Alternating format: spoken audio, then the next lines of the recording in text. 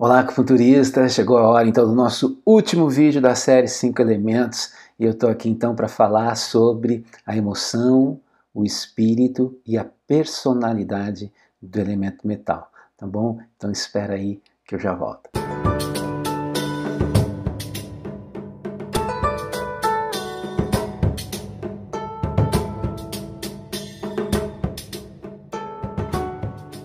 Vamos lá então, acupunturista, amante de medicina chinesa, né, conversarmos sobre a emoção, o espírito e a personalidade do elemento metal. A emoção do elemento metal é a tristeza, é o pesar, né? Então, como eu sempre digo para você, você já sabe, as emoções não são boas nem ruins e todos nós ficamos tristes de vez em quando, todos nós perdemos alguma coisa de vez em quando que a gente sente falta, que a gente chora, né? Desde, lógico, pessoas, né? Principalmente nesse momento onde eu gravo essa série de vídeos, né? Estamos aqui em dezembro de 2020 e talvez alguns tenham perdido pessoas com a Covid. É lógico que a gente lamenta, a gente chora, mas passa também por questões, por coisas materiais, né? Tem gente que adora a sua caneta e se perde a caneta, né? Faz um escândalo, né? Sei lá, a casa que você demorou para conquistar, o seu carro, né? Então, fazem parte da nossa vida essas perdas, né? E como dizem os psicólogos, nós precisamos interiorizar esse luto, né? Sentir esse luto, porque tem gente que disfarça, né? E passa por cima do próprio sentimento e não se permite sentir a tristeza. Então é muito importante que você sinta a tristeza, mas que você deixe passar. Por pior que seja a sua perda, por pior que seja o seu momento, você sente a tristeza e deixa passar, tá certo? Como o paracoplado do elemento metal que eu expliquei para você no vídeo passado.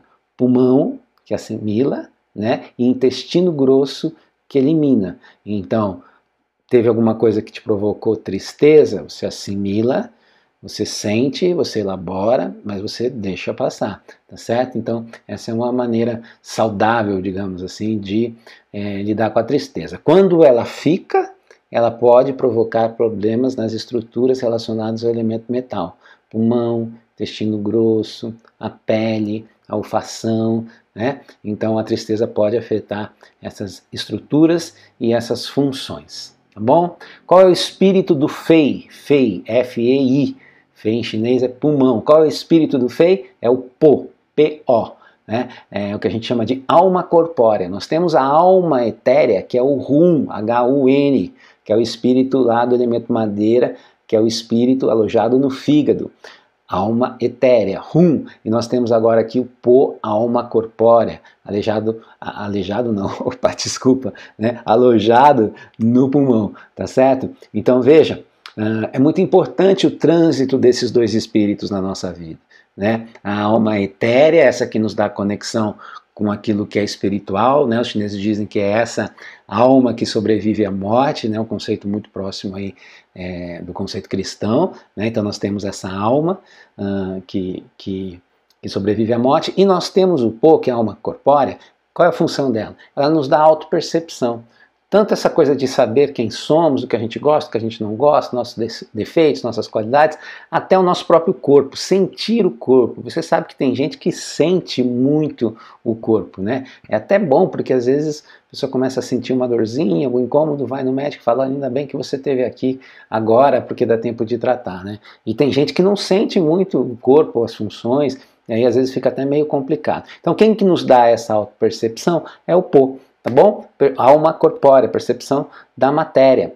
Então é importante que a gente também se importe com isso, né? É importante que a gente possa se vestir de forma adequada, é importante que a gente possa se preocupar com a comida, é importante a gente ter sonhos para realizar do ponto de vista material, não tem nada de errado nisso, né? Mas também todos nós deveríamos cultivar, prezar a alma etérea, né? Esse contato com as perguntas filosóficas, sabe, de onde eu vim, o que eu estou fazendo aqui, para onde eu vou. Em algum momento nós deveríamos ter esse tipo de interesse, de cultivar essa vida também. Quando é o desequilíbrio, você deve conhecer gente que só pensa nisso, e aí é desleixado com as coisas, né, tudo desorganizado, não liga para aparência, tanto faz como tanto fez, né? Você até fala, essa pessoa é muito humilde e tal. Não, isso também às vezes não é saudável, né? O excesso não é saudável, né? E assim como não é saudável também essa pessoa, né? Que se preocupa só com a matéria, né? Só em conquistar e não dá vazão e não cultiva a sua vida espiritual. Então são os dois desequilíbrios, né? Ou cuidar só do espírito ou cuidar só do corpo.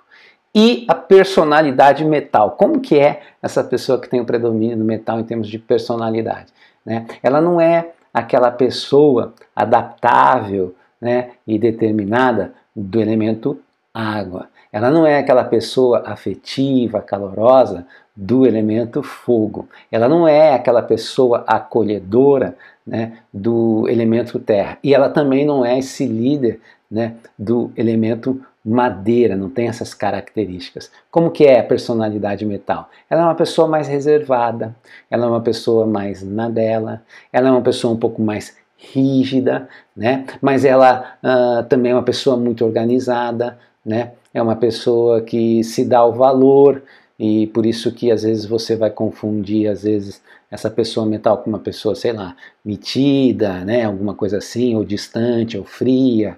Não necessariamente, né? Mas ela é uma pessoa mais na dela, né? Ela não vai ser o alegrão da turma, o que vai puxar a turma, nada disso, né? Mas esse lado positivo é bacana, uma pessoa organizada, uma pessoa intuitiva, é uma pessoa, às vezes, meticulosa, né, com pensamento linear. Então, sempre é bom conviver com pessoas diferentes, ainda bem que o mundo é assim, né? Por outro lado, essa personalidade metal também, no desequilíbrio, é aquela pessoa muito dodói, sabe assim? Muito melindrosa, qualquer coisa que você fala afeta ela sente na pele, né? Pele, inclusive, é o tecido do elemento metal, né? Mas é aquela pessoa muito sensível, não pode falar nada, parece que você está ofendendo, né? Então, a pessoa que tem uma estrutura frágil, né? Assim como uma pessoa do metal alinhada, uma pessoa que se dá valor, a pessoa que não tem um metal, que tem um metal em desequilíbrio, é uma pessoa que não se dá valor. E por não se dar valor, ela é assim, muito frágil, muito melindrosa, né? Tende sempre a melancolia. Então esses são os pontos fortes e negativos da personalidade mental, como eu tenho feito aqui com todas, né, os tipos de personalidades que nós estudamos aqui nessa série dos 5 elementos, que está chegando ao fim, está chegando não, que chegou ao fim com esse vídeo do elemento metal, e que eu espero que você tenha gostado. Como eu disse lá no primeiro vídeo, essa é uma teoria de base da medicina chinesa, e quem trabalha com medicina chinesa não pode deixar de conhecer, né, essa teoria dos 5 elementos, mas não é só conhecer, não é só achar bonito a filosofia, essa relação, não, é aplicar. O tempo todo aplicar essa visão holística, relacional da medicina chinesa. Então o acupunturista bem informado vai usar tudo isso que eu coloquei aqui para vocês dos 5 elementos no seu dia a dia o tempo todo, para diagnosticar o paciente, né, para fazer relações com os pacientes, né, para enquadrar determinado paciente, o desequilíbrio e o equilíbrio em determinado elemento. Ele vai também usar o ciclo de geração e de controle o tempo todo. A medicina chinesa estabelece que esses 5 elementos estão relacionados através de um ciclo Yang, que é o ciclo de geração, e o ciclo Yin, que é o ciclo de controle. E você vai me desculpar, eu nem me lembro se eu expliquei isso no primeiro vídeo sobre os 5 elementos, mas nunca é bom lembrar, né? A gente não pode esquecer dessa relação que existe entre os 5 elementos. Um elemento gera o outro, né? Assim como na natureza. A água gera madeira, a madeira gera o fogo se transforma em terra, na terra eu encontro metal, e da pedra, né, sai a água, as fontes de água. Esses 5 elementos estão relacionados entre si. Por exemplo, o medo está lá no elemento água, né, e a madeira está lá, a emoção do elemento madeira é a raiva, né? Então muitas vezes é um medo que a gente tem visto aí, de tudo, né, das pessoas, de uma série de coisas, é que provoca a raiva. A gente, em vez de elaborar esse medo e transformar esse medo, não, quando a gente dá muita vazão a esse medo de uma forma negativa, ele pode se transformar em raiva, né?